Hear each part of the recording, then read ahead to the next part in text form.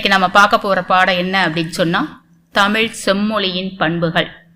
என்னுடைய பேர் நளினா தேவி, தமிழ்துறை இணை பேராசிரியர். நம்ம பார்க்க போகிற பாடம் தமிழ் செம்மொழியின் பண்புகள். தமிழ் செம்மொழி ஆனதுக்கு ஒரு 11 காரணம் இருக்குது. அது என்ன அப்படின்னு சொன்னால், தமிழ் மொழி தொன்மையானது 1, 2வது தனித்தன்மையானது, 3வது பொதுமை பண்பு, 4வது நடுவுநிலைமை, பல மொழிகளுக்கு தாயாகும் தன்மை, பண்பாடு, கலை, பட்டறிவு, வெளிப்பாடு. தனித்து இயங்கும் தன்மை, பிறமொழி தாக்கமில்லாத தன்மை, இலக்கிய பலம், கலை இலக்கிய தன்மை, வெளிப்பாடு, உயர் சிந்தனை, மொழி கோட்பாடு. இவ்வளவுதான் தமிழ் செம்மொழி ஆனதுக்கு காரணங்கள் ஆகும். நம்ம இன்னைக்கு பார்க்க போறது 6 தலைப்பு மட்டும் பார்க்கலாம். அடுத்த நிகழ்வுல அடுத்த 5ஐயும் பார்க்கலாம். தொன்மை, தனித்தன்மை, பொதுமை பண்பு, நடுவு நிலைமை, பல மொழிகளுக்கு தாயாகும் தன்மை, பண்பாடு, கலை, பட்டறிவு, வெளிப்பாடு. இதை மட்டும் நம்ம இப்ப பார்க்க போறோம். அதுல தொன்மையானது அப்படிங்கிறதுக்கு காரணம் என்ன? தமிழ் உலகத்தின் முதன் மொழி அப்படின்னு யார் சொல்றா அப்படின்னு சொன்னா, இலக்கிய இலக்கண புலமை மிக்கவர்களாலும் மொழியியல் வல்லுநர்களாலும் குறிப்பிடப்படுகின்றன. மனிதன் தோற்றம் பெற்ற பகுதியாக கருதப்படும் லமூரியா கண்டமே குமரி கண்டம். இந்த குமரி கண்டத்துல தான் முதலாக மனிதர்கள் தோன்றினாங்க அப்படிங்கிற செய்தியும் சொல்லப்படுகிறது. அதே மாதிரி தமிழ் உலகத்துல முதல்ல தோன்றிய மொழி அப்படிங்கிறதுக்கும் இதுதான் சான்று. அடுத்து பாத்தீங்கன்னா, தமிழை வளர்ப்பதற்கு முச்சங்கங்கள் இருந்தன அப்படிங்கிறதுக்கு இறையனார் அப்படிங்கிறவர் எழுதிய கலவியல் உரை சுட்டுகிறது. அப்புறம் ஒரு சிலப்பதிகார பாடல் அந்த குமரி கண்டம் கடலுக்குள்ள அழிஞ்சிருச்சு அப்படிங்கிற செய்தியையும் கூறுகின்றது. பக்டொளி ஆற்றுடன் பன்மலை அடுக்கத்து குமரி கோடும் கொடுங்கோல் கொல்ல என்ற சிலப்பதிகார பாடல் குமரி கண்டம் கடலுள் அழிந்ததை கூறுகிறது.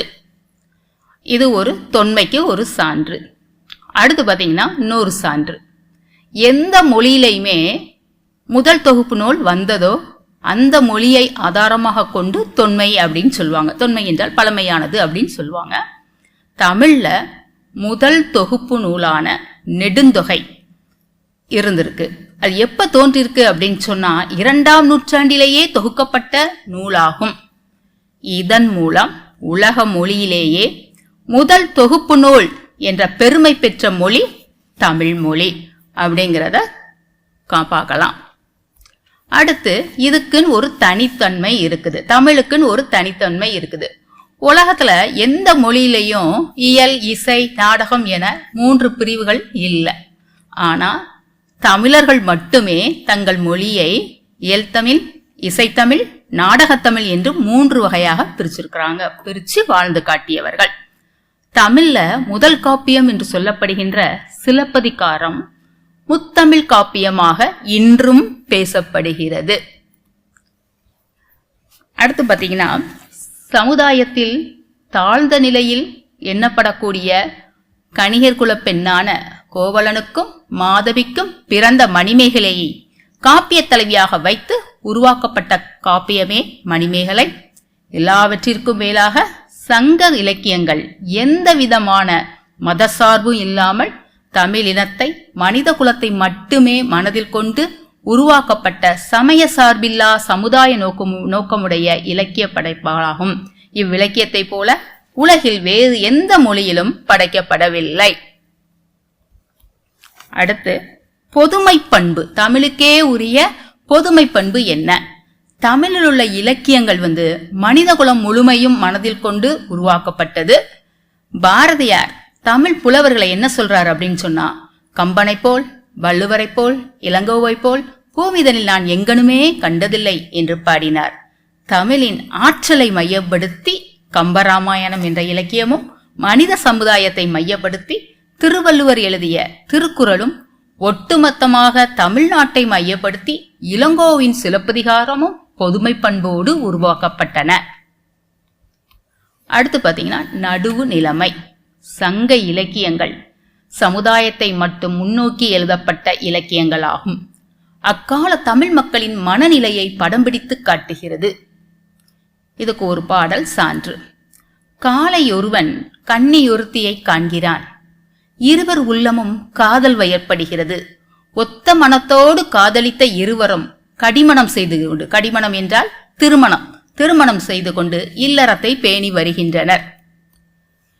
அந்த பாடல் யாயும் யாயும் யாயாகிறே எந்தையும் நுந்தையும் எம்முறை கேலி யானும் நீயும் எவ்வழி அரிதும் செம்புல பெயல் நீர் போல அன்புடை நெஞ்சம் தாம் கலந்தனவே.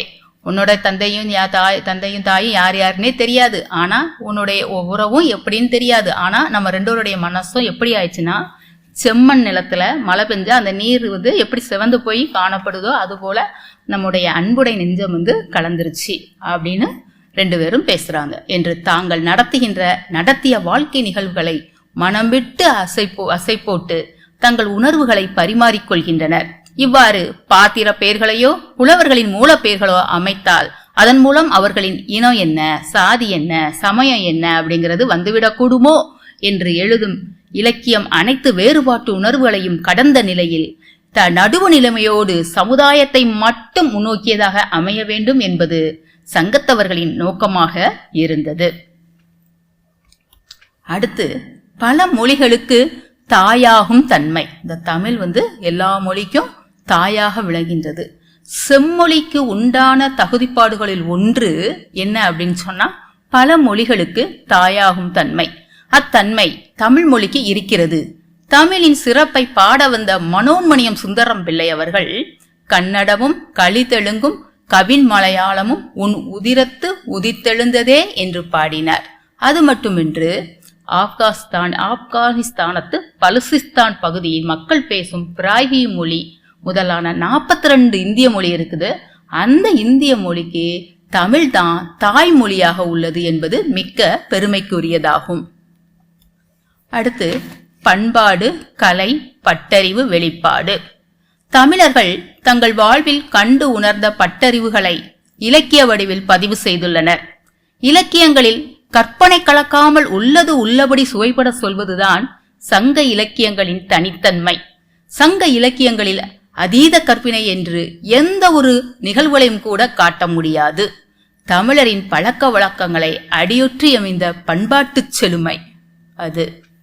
சிலப்பதிகாரத்தில் கண்ணகி, பூம்புகாரில் பிறந்த கண்ணகி மதுரையில் கணவனை பறிகொடுத்து சேரநாடு சென்று விண்ணுலகு சென்றதாக கதை அமைந்ததன் மூலம் பிளவுபட்டு கிடந்த மூவேந்தர்களின் நாடுகளை ஒன்றிணைத்து ஒட்டுமொத்த தமிழ் நாடாக படம் பிடித்து காட்டியுள்ளார் இளங்கோவடிகள்.